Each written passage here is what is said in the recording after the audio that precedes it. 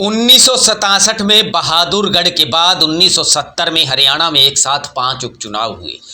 एलनाबाद में उपचुनाव के जरिए जीत दर्ज कर ओम प्रकाश पहली बार विधायक बने और आगे चलकर ओम प्रकाश से वे ओम प्रकाश चौटाला बन गए। इसी तरह से बहादुरगढ़ से हरद्वारी लाल ने दूसरी बार उपचुनाव जीता। 1970 में एलनाबाद और बहादुरगढ़ के अलावा जुलाना, पलवल और बाढ़ड़ा में उपचुनाव हुए। इन 5 उपचुनावों की कहानी बड़ी दिलचस्प है। उपचुनावों की कहानी सीरीज में आज 1970 में हुए उपचुनावों के बारे में आपको विस्तार से जानकारी देंगे। दरअसल साल 1968 के विधानसभा चुनाव में कांग्रेस को 48 सीटों पर जीत मिली। उस समय हरियाणा में 81 विधानसभा सीटें थीं।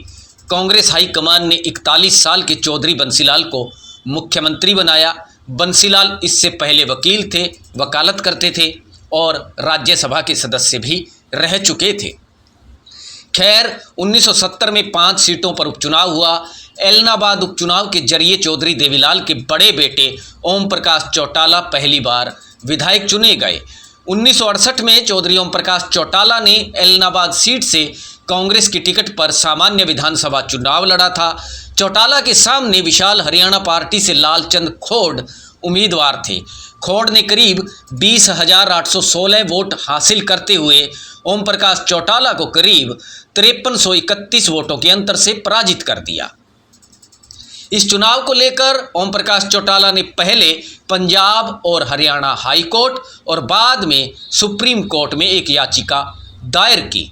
कोर्ट के आदेश पर एलनाबाद का 1968 का चुनाव रद्द हो गया। 1970 में उपचुनाव हुआ। उपचुनाव में चौधरी ओम प्रकाश चौटाला ने एनसीजे की टिकट पर चुनाव लड़ते हुए 31,024 वोट हासिल किए और आज़ाद उम्मीदवार के रूप में चुनाव लड़ रहे पी सिंह को 12,278 वोट मिले।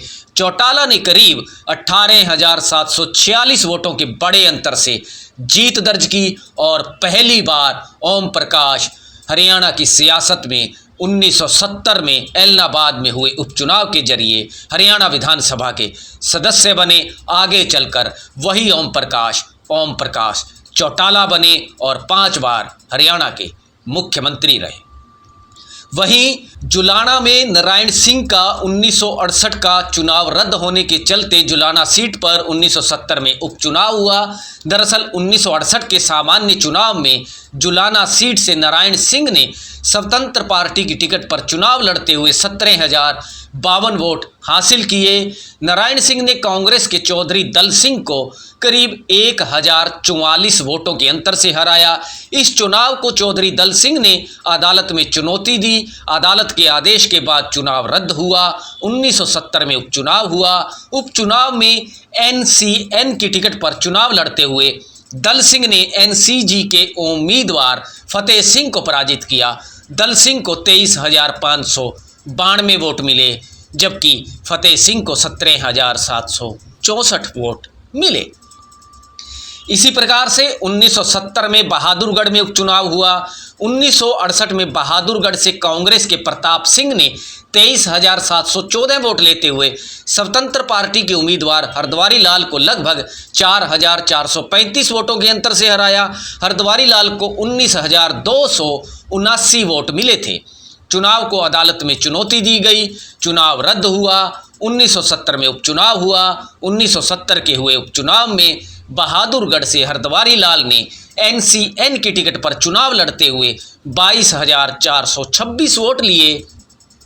एनसीजी के उम्मीदवार को करीब 5,000 वोटों के अंतर से हराया।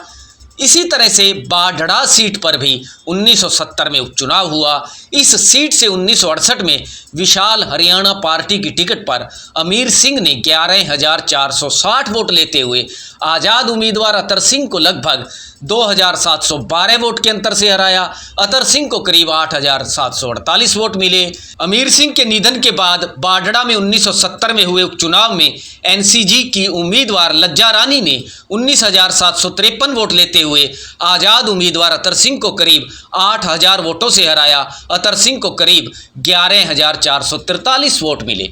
इसी प्रकार से पलवल सीट पर भी 1970 में उपचुनाव हुआ। इस सीट पर रूपलाल मेहता के निधन के बाद उपचुनाव की नौबत आई। 1968 के सामान्य चुनाव में पलवल से रूपलाल मेहता ने कांग्रेस की टिकट पर चुनाव लड़ते हुए 19,231 वोट लेते हुए स्वतंत्र पार्टी के धन सिंह को 7,129 वोटों के अंतर से पराजित किया। धन सिंह को करीब 12,102 वोट मिले। इसके बाद 1970 में हुए उपचुनाव में एनसीजे की टिकट पर चुनाव लड़ते हुए कल्याण सिंह 17,695 वोट लेते हुए आज़ाद उम्मीदवार रामानंद को करीब 8,000 वोटों से हराते हुए विधायक बने। रामानंद को करीब 9,548 वोट मिले। यह वीडियो आपको कैसा लगा कमेंट करके बताइए। हमारे चैनल लोकमत हरियाणा को सब्सक्राइब करें। अगर आप ये वीडियो फेसबुक पर देख रहे हैं तो हमारे पेज लोकमत हरियाणा को फॉलो करें। अगले वीडियो में बताएंगे आपको 1974 के रोड़ी में हुए उपचुनाव की ऐतिहासिक कहानी के बारे में, जब ताऊ देवीलाल ने राजनीति में धाकड़ वापसी की। 1974 में रोड़ी विधानसभा सीट से ताऊ देवीलाल ने चौधरी बंसीलाल के खास रिश्तेदार को हराया था। तो अगले वीडियो में दिलचस्प कहानी चौधरी देवीलाल और रोड़ी उपचुनाव की।